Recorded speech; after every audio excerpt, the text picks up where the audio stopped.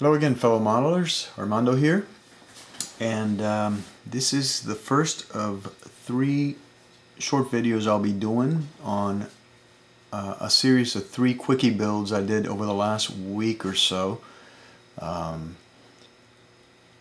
They are literally 2 to 3 day builds, and I did them in part because I ran into issues with the Akira, which required solutions that required that the kit cure for about a week. And if you've been watching Boyd's Hangouts, you know what I'm talking about, but I'll describe those as my Akira video series catches up to this one.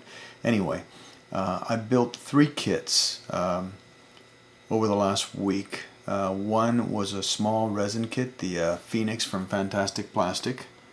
And these are pictures from my Photobucket account, which I used to post to threads in SFMA, but I figured I'd do a video for my viewers on my channel, although the video won't be detailed on what I did since it was basically just paint jobs, but I will describe what I did, don't worry. This is a kit. It's still available in Fantastic Plastic, I believe. Relatively simple kit with 11 parts, all resin. Pretty good casting, the usual flash and things that you would expect. This is the small 5x5 wooden base I got at Michael's, which I'll be using for the base, and which I'll describe. Anyway, the kit was painted with a combination of several different types of alclads, aluminum alclad. Everything was primered with the alclad gloss black first, and then most of the fuselage was painted with the aluminum alclad. The nose and the bell for the main engine were painted with exhaust alclad paint. And then details were done with some Tamiya gold, and I will show you the final results. The details were done on some of the detailed parts of the nacelles. The Bussard collectors were painted with the alclad candy red enamels, and those things are absolutely beautiful, as you will see in a minute. The color actually looks alive, almost like the Bussard collector is working. The assembly was fairly straightforward. I painted it in one night and glued the parts together in another night, and that was it. The only delicate part was the pylons, which are kind of small. Really the only thing that holds them is those pins into the nacelles and into the fuselage. The kit required some drilling in some areas where the resin overflowed and filled in the holes, but nothing too major. Now let me show you the final result. I have it here on display while I wait on a part that I will describe for you in a minute. This is the kit. That's the base after being stained in black, and I will explain to you what I'm going to be doing with the base in a minute. Here is the kit. The lighting in my office is kind of yellowish, so it might reflect that way, but as you can see, I masked off the windows to try and preserve the black gloss, but that didn't work out very well, so I simply took some regular black Tamiya and I painted them so that they would show up. Here's the candy red that I was talking about. The coloration is amazing. It almost looks alive, at least in my opinion.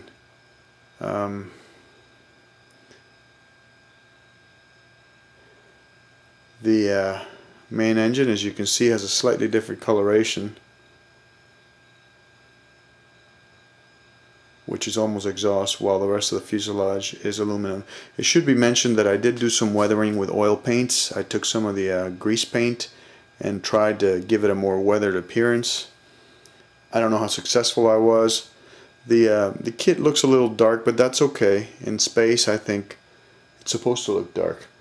Now let me see if I can get a better light so you can see some of the highlights in gold. This is a kind of a yellow light also, but I highlighted that in gold, as well as some of the parts in, this is gold leaf Tamiya in the nacelles. This is sort of reminiscent of future Enterprises and other starships, which do have some of the gold in the area. The bottom also got highlighted with some gold. So that's my Phoenix. Now, the base, what I will do is I will use a thin transparent acrylic rod like I did with my Millennium Falcon, and I plan on drilling a hole somewhere on the base and placing the rod. It'll be about that tall, and I'll put some kind of a three-pronged bracket underneath, and that's where he'll sit, or she. Ships are female. She'll sit on there in a dynamic pose of some kind. Then I got a small plaque from Matt Davis at Laserfire Creations, which measures 3 by 1.5 and it's 1/8 of an inch in thickness.